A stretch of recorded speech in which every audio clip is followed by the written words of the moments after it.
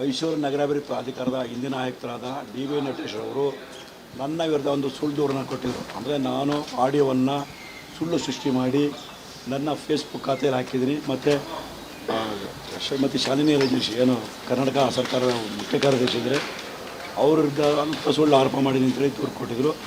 ಆ ಒಂದು ದೂರಿಗೆ ಸಂಬಂಧಪಟ್ಟಂತೆ ಈ ಸೈಬರ್ ಕ್ರೈಮ್ ಠಾಣೆಯಲ್ಲಿ ಒಂದು ಪ್ರಕರಣ ದಾಖಲಾಗ್ತಿತ್ತು. ಆ ಪ್ರಕರಣಕ್ಕೆ ಸಂಬಂಧಪಟ್ಟಂತೆ ವಿಚಾರಣೆಗಾಗಿ ನನ್ನನ್ನು ನಿನ್ನೆ ಕರ್ಕೊಂಬಂದಿದ್ರು ಹೊರತು ಯಾವುದೇ ರೀತಿ ದಸ್ತಗಿರಿ ಮಾಡಿರಲಿಲ್ಲ. ಸೊ ಸಂಪೂರ್ಣವಾಗಿ ವಿಚಾರಣೆ ಮಾಡಿದಾಗ ಮತ್ತು ಆ ಒಂದು ದಾಖಲಾತಿಗಳು ನನ್ನ ಏನು ಮೊಬೈಲ್ ಇತ್ತು ಎಲ್ಲ ಪರಿಶೀಲನೆ ಮಾಡಿದಾಗ ಸೊ ನಾನು ಯಾವುದೇ ದಾಖಲಾಳಿನ ಅಥವಾ ಆಡಿಯೋವನ್ನು ಸೃಷ್ಟಿ ಮಾಡಿಲ್ಲ. ಸೊ ನನಗೆ ವಾಟ್ಸಪ್ ಮುಖಾಂತರ ಬಂದಿದೆ ಅನ್ನೋದೆಲ್ಲ ವಿಚಾರ ಗೊತ್ತಾಯಿತು.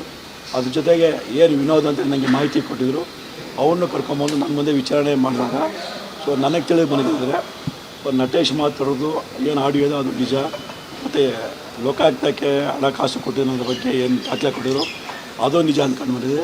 ಆದರೆ ಒಂದೇ ಒಂದು ವಿಚಾರ ಏನಂತಂದರೆ ಶಾಲಿನಿ ರಜನೀಶ್ವರ ಬಗ್ಗೆ ಏನು ಮಾಹಿತಿ ಕೊಟ್ಟಿದ್ರು ಅದು ಸುಳ್ಳು ಅಂತ ಹೇಳ್ತಾರೆ. ನನ್ನ ಹತ್ರ ಹೇಳಿದವರು ಶಾಲಿನಿ ರಜನೀಶ್ವರಿಗೆ ಅವ್ರ ಕಡೆಯವರಿಗೆ ಬಂದಿಸ್ಕೊಂಡೋಗಿಲ್ಲ ಅಂತೇಳಿ. ಅದು ಈಗ ಏನು ಹೇಳ್ತಾಯಿದ್ರೆ ಇಲ್ಲ ಅವರೆಲ್ಲ ಬೇರೆ ಆದ ಪ್ರಭಾವ ವ್ಯಕ್ತಿ ಅಂತ ಹೇಳ್ತಾರೆ.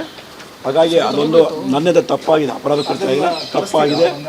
ಆ ತಪ್ಪಿಗೋಸ್ಕರ ನಾನು ಶ್ರೀಮತಿ ಶಾಲಿನಿ ರಜನೀಶ್ವರಿಗೆ ಕ್ಷಮೆಯನ್ನು ಕೊಡ್ತಾಯಿದ್ದೀನಿ.